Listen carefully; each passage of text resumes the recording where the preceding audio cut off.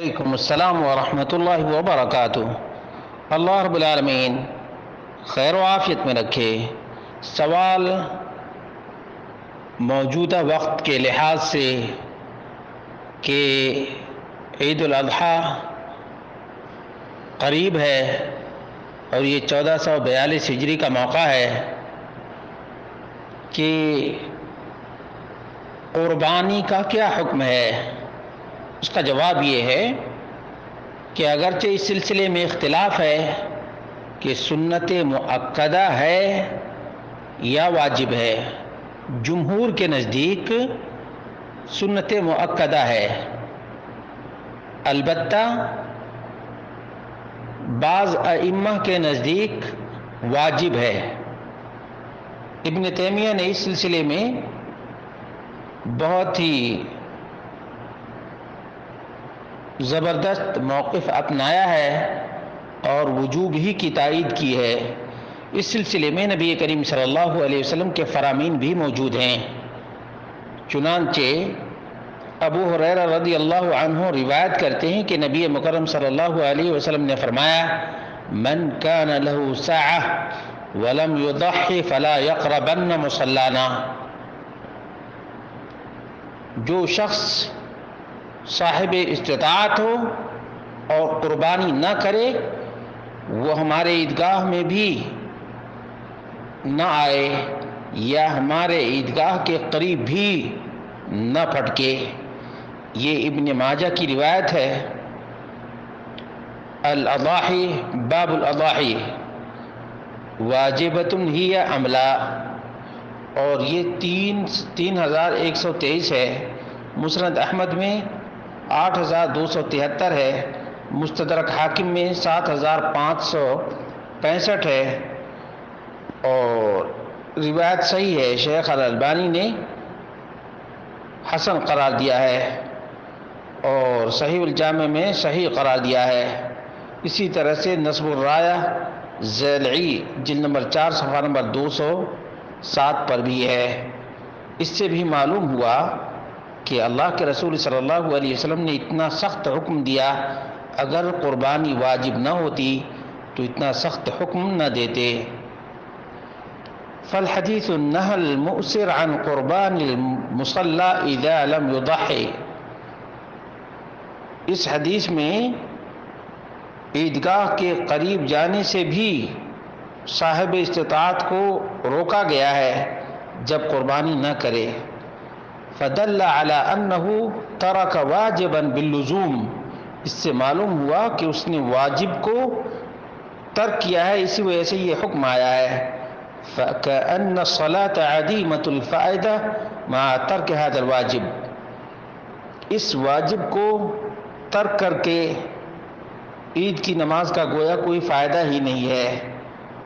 اور اس کی تائید اس روایت سے بھی ہوتی ہے جو مخنف بن سلیم سے مروی ہے کہ نبی مکرم صلی اللہ علیہ وسلم نے عرفہ کے دن فرمایا: یا ایھا الناس ان علی کل اہل بیت فی کل عام اضحیہ، اے لوگوں، ہر گھر والے کے اوپر ہر سال قربانی ہے۔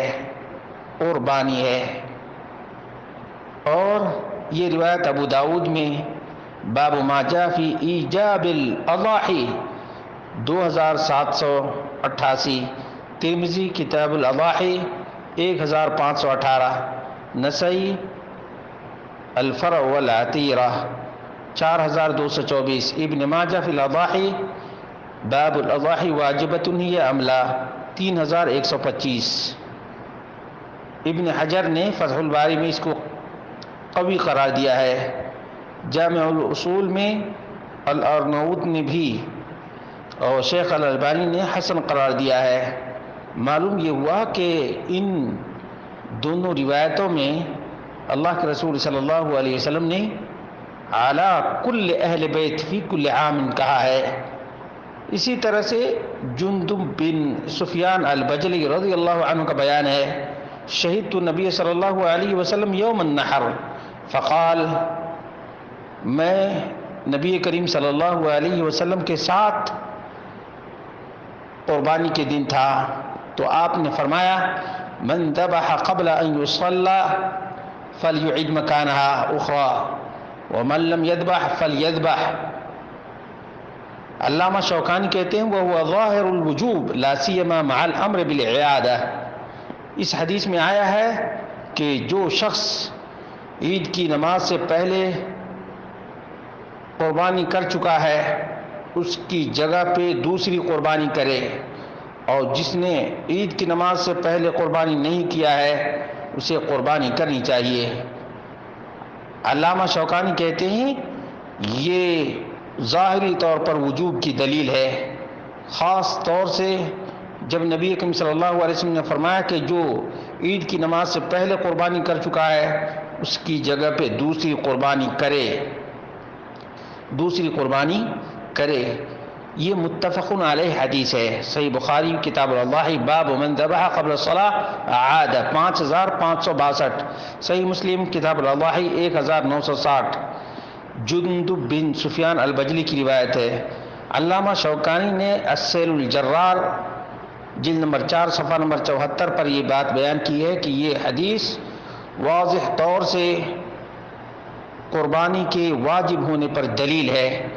اللہ رب العالمین سے دعا کرتے ہیں اللہ رب العالمین قربانی کے اس شعار اور اس عظیم ترین عبادت کو معمولی سمجھنے کے بجائے اہمیت دینے کی توفیق عطا فرمائے، تاکہ قربانی کا شعار عام ہو، قربانی کا جذبہ پیدا ہو۔ قربانی کے بغیر کوئی بھی قوم زندہ نہیں رہ سکتی ہے، اس لیے اللہ کے بندو قربانی کا خاص خیال رکھو۔